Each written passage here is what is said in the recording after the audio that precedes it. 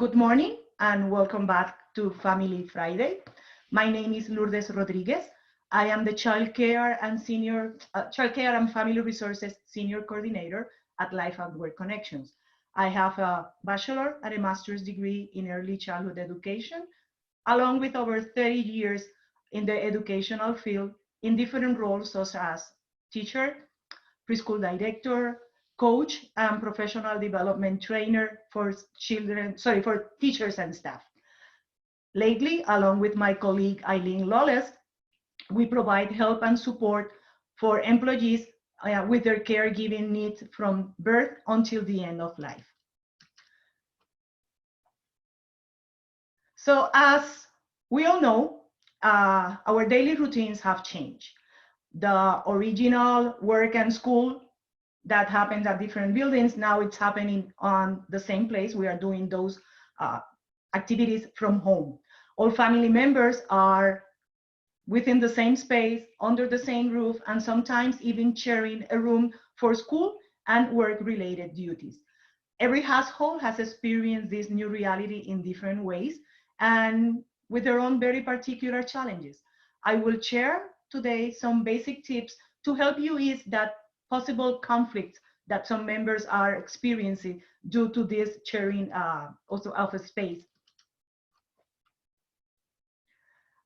I can easily say that probably the first and most unexpected change has been the parents' perception that they became their kids' teachers. This is something that not everybody feels the same. And the biggest problem probably is that this new teacher's role is not defined and the expectations are pretty much unknown at this moment. We have no longer the physical boundaries that the school and the office buildings provide and usually help us to transfer us back from home or school, sorry, back from work and school to home or the other way. And emotionally and mentally, these visuals or these physical buildings is us to transfer and to leave everything behind, within quotations, and return to home to interact with our families. But now all these previous mentioned activities are occurring on the same space.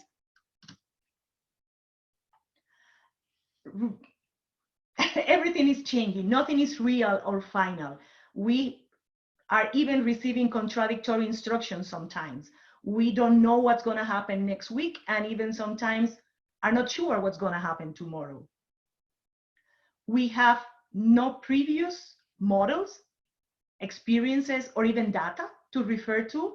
And we are sometimes feeling that this is more like a hands-on or trial and error process. We are learning on the go. In addition to all these previous challenges, we also are truly concerned about our family's health and safety, while at the same time, we are trying to stay productive and do all our job duties. Regarding the productivity concerns, in a future Family Friday, my colleague Eileen Lawless will be addressing any all that is related to productivity while working from home. So due to all these reasons, feeling stress is not uncommon. You might always, sometimes may think that, hey, my tolerance levels are so low. So it's very important that you take the steps to improve your household atmosphere so you can ease those uncomfortable feelings of your family members. As I said, not everybody is experiencing this in the same way. Yes, we are all in the same storm that we can call COVID-19, but definitely each family has a different boat. I'm going to pull up a poll. It's a short 3 questions. Your answers will be anonymous, but it will probably help you to identify the boat that you are right now. Can you see the poll? No? Okay, let me see what's going on. Now you can see it, right? Perfect. Remember that your answers will be anonymous, so please take the time to answer them, the 3 questions.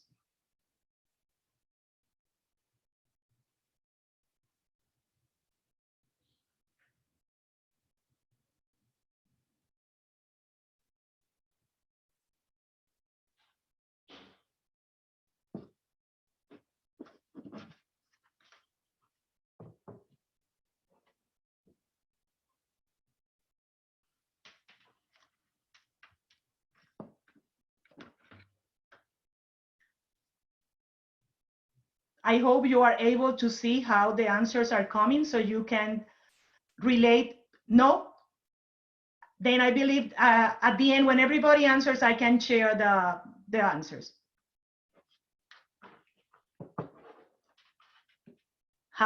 We are halfway of people answering.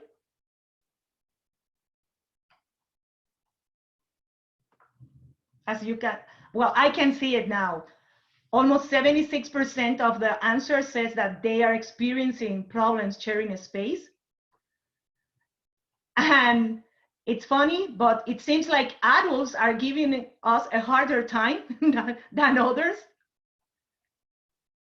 And interruptions and not private space is one of the biggest one. I'm gonna give 30 more minutes for you to answer, and then I will share the biggest concern is no private space and interruptions. So it's definitely, as you can see, a big issue when you have to share a space for both activities, so school and work. 10 more seconds, please. Send your answers.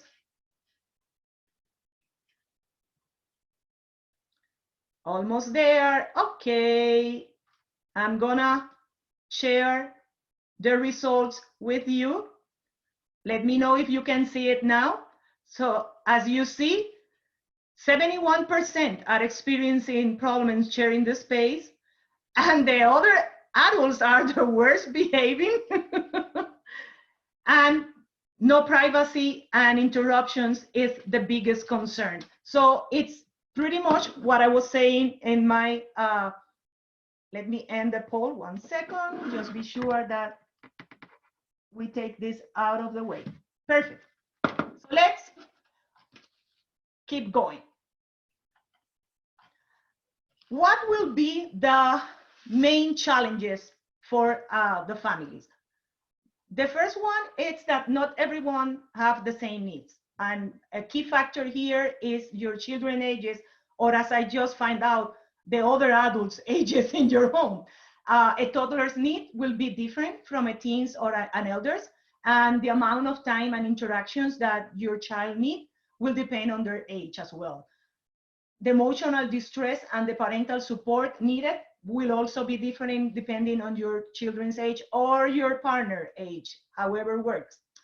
Not all households has multiple electronic devices, or they might have an internet plan that have no unlimited data, or it could be that the connectivity is not the best one, or you have no printer, or it could be that maybe your technology knowledge is not enough to support your children during the virtual classes or to even complete your job-related duties.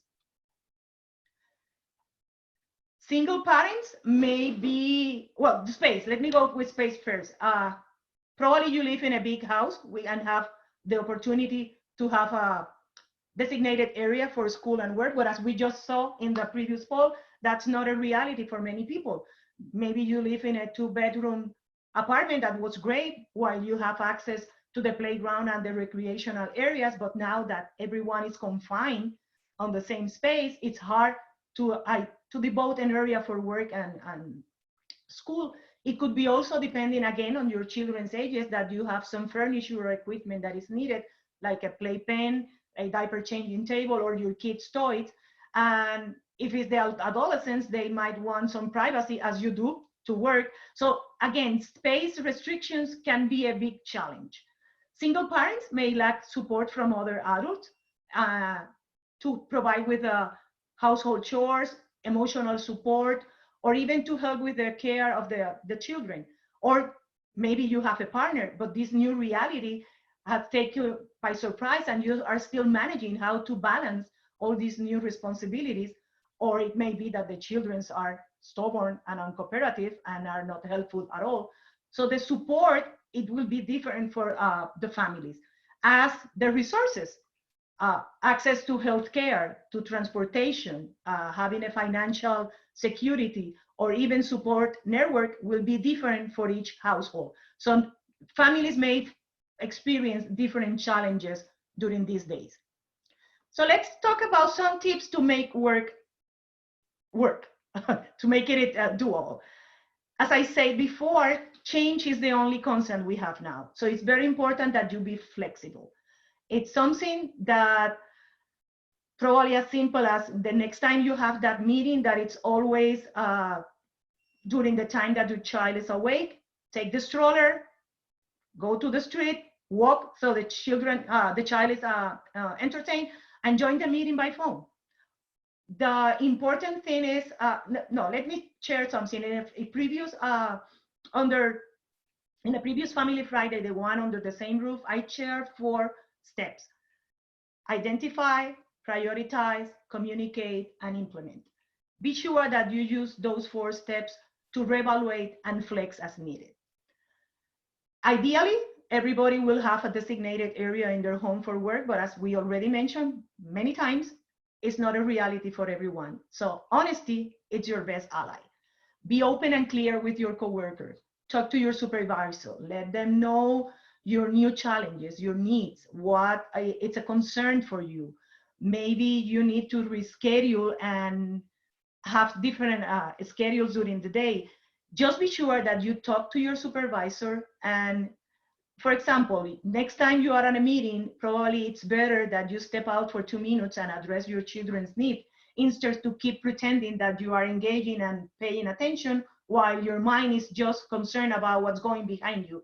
So be honest, be transparent with them. Be aware that working uninterrupted hours from 8 to 5 is unreal. Probably you will need to start earlier and take a break to help your children, go back to work, stop for lunch, or maybe it's better if this recurrent meeting, you change the time to match your child's nap time, or on the contrary, to avoid your other children's virtual class because you need to share the same computer. So be very aware of your real needs and adjust your times accordingly. Sorry, my colleagues have been suggesting you self-compassion, and this is definitely a very important topic. Why? Because being or trying to aim for perfection during normal or ordinary times, it's unhealthy. Imagine now that everything is so uncertain. So do not try to be perfect. Be honest. Avoid multitasking. This is something that's important to slow your pace so you avoid mistakes. Doing something that is like second skin for you and multitask might be okay. Like, for example, getting dressed while watching the news. You don't need to think too much about that. It's okay. Or braiding your daughter's hair while you're mentally planning that night's dinner. That's okay. But your normal routine, it's no longer that relating to work. So avoid multitasking. Now, regarding schooling and how to support your children's learning, I will say that the best tip is to be sure that you keep the morning routines as usual. Why? Because it will set the mood and the pace for the day. It will be easier to transfer back to work and school once it's over, but at the same time, it's going to be very hard to reestablish that routine if you stop doing it. Keep in mind that when your children are at school, they are not receiving instructional time throughout the whole day. They have breaks, they have lunch, they have gym classes and other activities that does not require them to stay seated. So pretending to keep your child doing schoolwork for long hours, it's unrealistic and it's unsustainable. Frustration and stressful learning, it's not a good recipe. Again, your child's age is important. For the younger ones, the infants and the babies, I will say that during these days, it, within quotations, is the simpler and easier one. Because as long as their routines are steady and a familiar face address their needs, they're happy. Just be sure that you provide novel materials to keep them entertained. My personal opinion, preschoolers are the toughest one these days. Even though that the poll didn't show that, and that was my expectation, but they learn by experiencing. So they are on constant moving. It's so hard to keep them out of trouble and to keep them safe. I will say that it's mandatory, almost mandatory, to take frequent outside break to allow them to release the energy. And again, they believe that they are independent, which they cannot. So provide a safe area where they can play and keep having fun, and do not worry about keeping that area clean. If it's a mess, it's okay. Allow your child to explore. Probably you need to establish a communication way with little signs like reminders for use your inside voices, or be quiet, or use a traffic light, red or green, depending on how busy you are. Hopefully, school agers will need less support. However, keep in mind that 30 to 40 minutes stop at the same time before they take a break. An adolescent or high schooler should be able to do their schoolwork by themselves and ask for you for help when it's needed. Finally, for everyone, it is important to keep taking frequent short breaks that will allow everybody to communicate anything that came at the last minute that needs to be addressed, but also provides time to recharge, to refresh, and to stretch. Finally, just be sure that everybody stays safe. We are here for you to provide any support and help that you need. I hope to see you next Friday. Please always remember that we are here for you every weekday at 10 a.m. And thank you for joining me today. Have a nice weekend.